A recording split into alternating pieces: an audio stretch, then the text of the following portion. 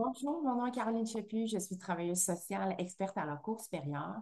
Je vous propose aujourd'hui une vidéo dans laquelle je vais vous présenter des conseils concrets pour vous permettre de mettre en pratique des moyens pour minimiser au maximum les impacts d'une séparation sur vos enfants. Ce qui est important de comprendre, c'est que suite à une séparation, c'est certain qu'on a besoin d'une période d'adaptation au moins là, les 2 premières années, là, autant les parents que les enfants, que tout le système qui gravite autour ont besoin de s'adapter à la nouvelle réalité qui est de la séparation des parents. Donc, mais malgré tout ça, parfois, mais ça peut s'envenimer, on peut avoir tendance à se laisser aller par nos émotions et ça peut faire en sorte que ça a des impacts plus graves sur nos enfants. Donc, l'objectif aujourd'hui, c'est vraiment de vous permettre d'avoir des moyens pour pouvoir vous accompagner et cet objectif-là, c'est vraiment de vous amener à pouvoir voir au meilleur intérêt de vos enfants. Donc, le premier conseil que je vous donnerais, c'est d'avoir une communication respectueuse et calme devant vos enfants. Il est important de savoir que malgré les différends que vous pouvez avoir entre vous, il est important que les parents arrivent à se parler calmement en présence de leur enfant. Et là, ici, je vais vraiment mettre de l'enfant sur l'importance du malgré le fait que vous êtes au téléphone. Parfois, là, on a l'impression que les enfants ne savent pas à qui on parle ou on pense qu'ils sont suffisamment loin et qu'ils ne comprennent pas, qu'ils n'entendent pas. Et puis des fois, même, ça va être dans la voiture, hein? On ne sait pas que notre enfant est dans la voiture avec son coparent, puis là, on se met en colère, puis on parle de façon peu respectueuse, mais pourtant, l'enfant a tout entendu parce qu'il était dans la voiture avec votre coparent. Donc, que le coparent soit présent ou absent, il est primordial de toujours parler de lui avec respect. Comme les enfants sont conçus par les deux parents, ils portent des traits de personnalité de chacun d'eux. Ce qui veut dire que venir dénigrer l'un de ses parents, c'est comme dire que 50% d'eux-mêmes n'est pas bon. Parler négativement de l'autre parent envoie le message à l'enfant qui n'est pas en droit d'aimer ses deux parents. Pourtant, il s'agit d'un droit fondamental pour chaque enfant d'aimer ses deux parents, peu importe ce qu'ils font ou ce qu'ils ont dit ou ce qui se passe en ce moment. Donc, tu sais, quand je vous dis que de parler négativement de l'autre parent devant l'enfant, c'est comme de dire que 50% d'eux-mêmes n'est pas bon. C'est des exemples aussi banals que tu me fais tellement penser à ton père quand tu fais ça. Tu me fais tellement penser à ta mère quand tu dis ça. Là, le message que l'enfant reçoit, c'est ben, 50% de moi qui est de papa, ben, il n'est pas bon, mais 50% de moi qui est de maman n'est pas bon ou de l'autre parent. Donc, c'est pour ça que c'est vraiment important parce qu'en bout de ligne, l'enfant, lui, ce qu'il reçoit, c'est ben, 100% de moi est pas bon. Encourager l'enfant à aller chez l'autre parent. Ça, c'est un deuxième conseil super important. Parfois, pour bien faire, les parents vont mentionner à leur enfant qu'ils vont s'ennuyer d'eux, qu'ils sont tristes de se séparer d'eux. Sauf que ça, ce comportement-là, ça génère de la tristesse et de l'anxiété chez vos enfants. Il faut se rappeler que chacun des parents est en partie responsable du bien-être de l'enfant chez l'autre parent.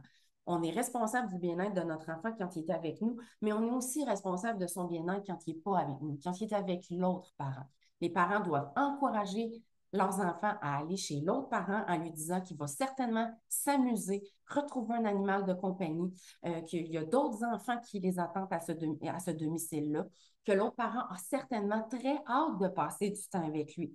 De son côté, le parent qui quitte doit rassurer l'enfant qui va passer un très bon moment malgré son absence, puisqu'il a lui-même des trucs à faire pour lui. Donc, ben, pendant que tu vas être chez papa, maman va prendre soin d'elle. J'ai vraiment besoin de faire des méditations, de prendre des bons bains, ça va me faire du bien pendant que tu vas t'amuser avec papa, mais moi, je vais faire ça.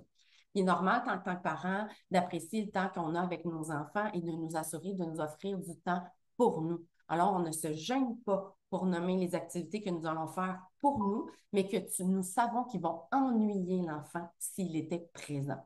En encourageant l'enfant à aller vers l'autre parent, on lui donne la permission d'avoir du plaisir en notre absence et on lui permet d'aimer son autre parent.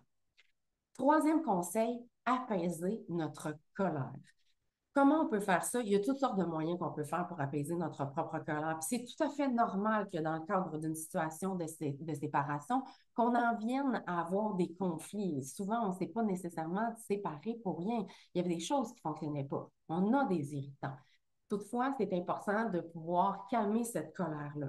Et là où j'aimerais mettre l'emphase, c'est le fait de discuter de nos irritants avec une personne neutre, avec une personne qui n'est pas impliquée émotionnellement dans la séparation. Parce que ça nous permet de prendre un pas de recul sur ce qu'on vit, puis ça permet aussi de diminuer les tensions lors de nos échanges avec le coparent. Parce que parfois, on a tendance à impliquer notre entourage. Mais cet entourage-là est tout autant impliqué dans la séparation parce qu'eux aussi, ils vivent le deuil de la séparation. Donc, si consulter un professionnel, c'est pas possible, c'est préférable de s'en tenir à une seule personne qui nous entoure, en qui on a confiance et qui ne va pas nous encourager à détester l'autre parent. Parce que ça, c'est vraiment, ça va juste venir envenimer votre situation. Donc, je vous encourage à trouver une personne de confiance qui va être en mesure de vous permettre de prendre un pas de recul, puis ne pas vous encourager à détester l'autre.